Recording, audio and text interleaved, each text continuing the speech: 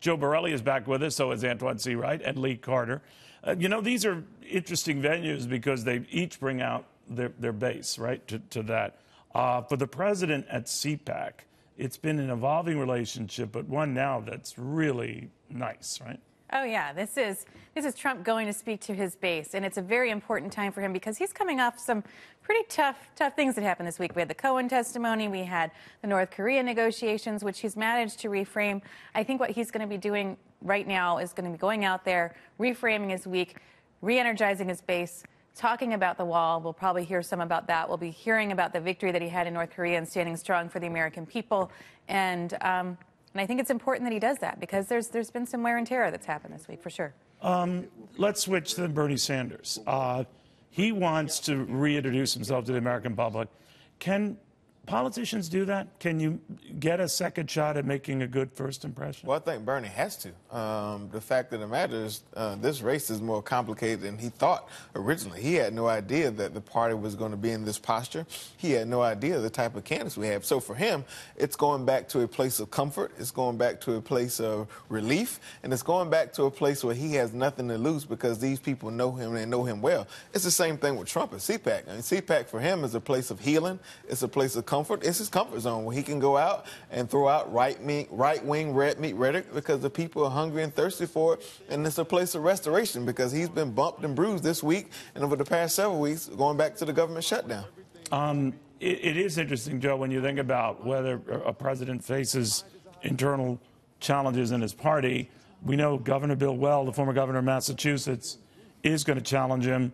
Maybe John Kasich, that's hard to say.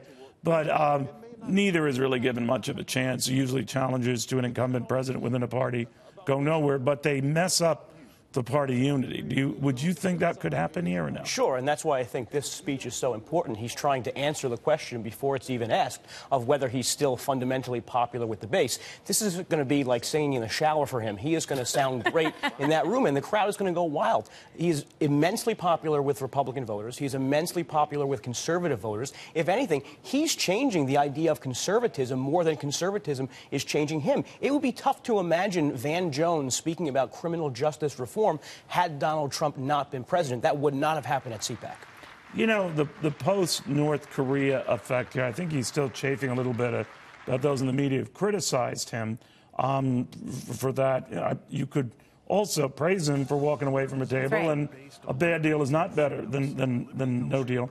But it's smarting enough to even say, as he corrected a comment I made on air about how long it took him to get to the summit site in Vietnam versus the time it took his counterpart to get there. So he's chafing about that. He is chafing about that, and I think that he wants to get credit for walking away. This president is very different than other presidents. Most people, by the time, most presidents or leaders, that by the time they go to the negotiating table, they already know what the deal is. They're not going to make the deal out loud. They're not going to be doing this in front of people. He does things very publicly. I mean, you think about the government shutdown, what he did with Nancy Pelosi and Chuck Schumer. He invited them in the room and wanted everybody to see it.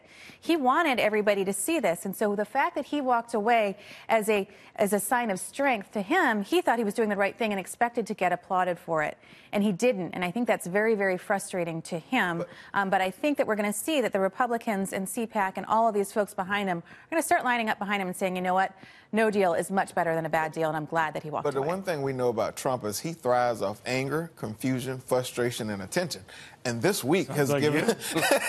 Sounds like Cavuto 2.0. I hear some baggage coming out. So this week for him, and ending the week this way, is everything he wants because he knows going into next week, he will have the chance to frame what next week looks like starting today. Right. Because guess what? Cavuto and everybody else is going to chase whatever he said today, all the Kool-Aid that people would drink, all the red meat he would throw out, and people are going to be excited about it. And his base, including my dear friend here, are going to be really juiced up about what he did today and everything last week. I'm juiced up. I'm juiced up. There you go. It's the pre-juice. What do you think, Joseph?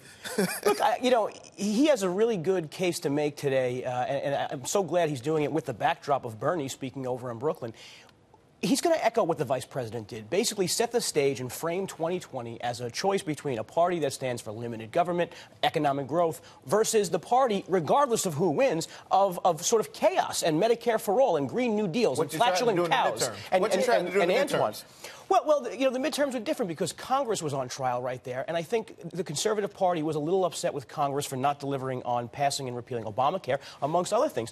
The CPAC crowd is not blaming Donald Trump for things like that in the same way they blame Congress. The CPAC crowd right now, just so you know, it's hard to see what's going on here, but they're playing, I guess, is it a tape, Pam, of showing socialist talking points on the part of prominent Democrats? The Make America Scared Again technology. Right. The Make America Scared Again. Or Make America Broke Again. The same thing they did in 2008 when Barack Obama ran. The same thing they did in 2000. But I mean, a lot of those policies, they stepped in something here, right? To be fair, the policies are a little bit scary. And the point of the Republicans right now is to say people need to be educated about what the problems and downfall with these policies are.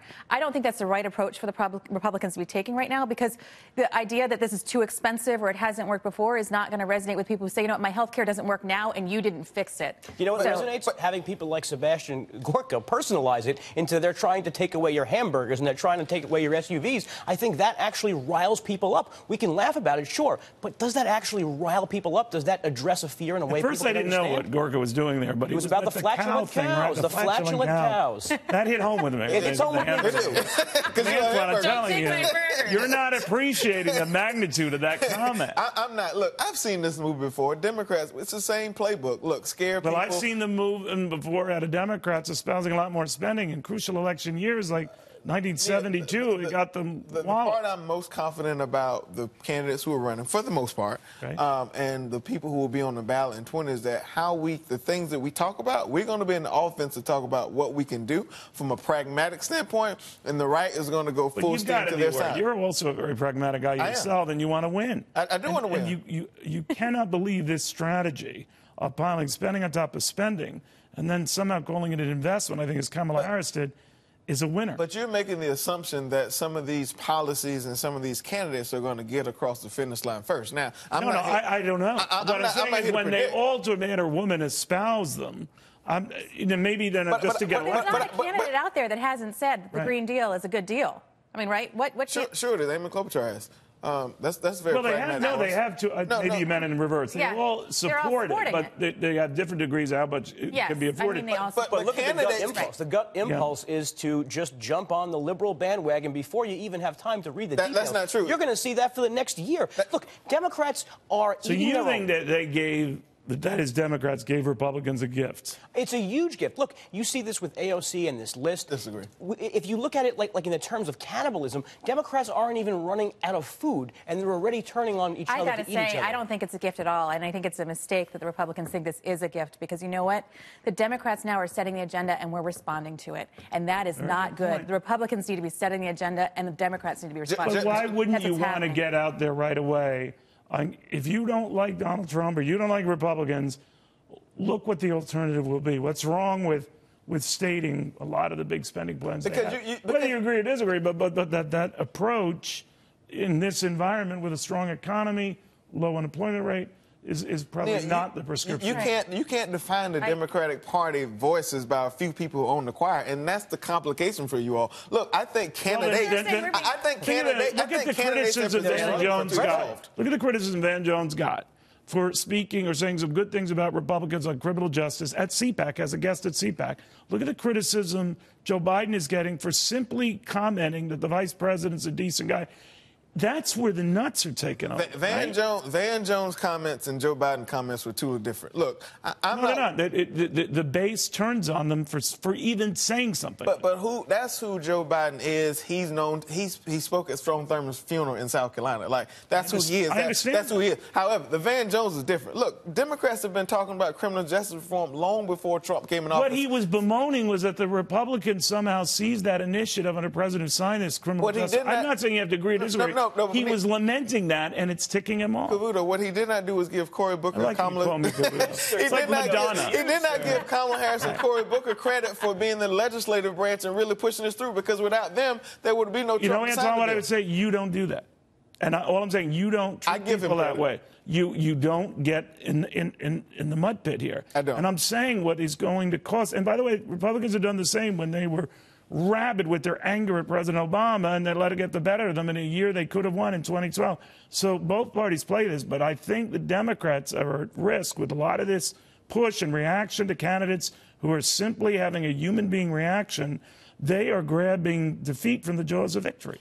But what choice do they have, Neil? I mean, the other choice for Democrats is to try to make the economic argument, the one that usually does drive voters. It moves the needle. But Democrats will have a hard time trying to convince voters that what's up is actually down, that the economy is not doing well, that the economy is not doing well for regular people, especially in those states that they need to win again. What are they offering? You're right. So they are sort of setting an agenda. But what are they offering people in the Midwest with a Green New Deal? I mean, it's absurd to think that But if you can bring out a base that wasn't there for them, and bring out... But the argument was that Hillary Clinton won with so many more votes. How many new... But our party has expanded. Where is the base that our party has expanded. You look at what happened in the midterms. You see Van Jones at our party. Independent thinkers are, I think, are coming more under our tent than they are your tent if you look at what happened in the midterms. So you can make the argument about the economy, but guess what? When people went to the polls in the midterms and you all were singing the song about the economy, you know what people were saying? Healthcare. No, you're right about that. You're absolutely right about that. It's how Democrats will define what we do. But I will say that in a presidential election year, the economy and how it's doing is more of a factor. Wouldn't you acknowledge that? I disagree. I think it's all about how we frame the argument. How many midterms have we lived through? I have ties older than you.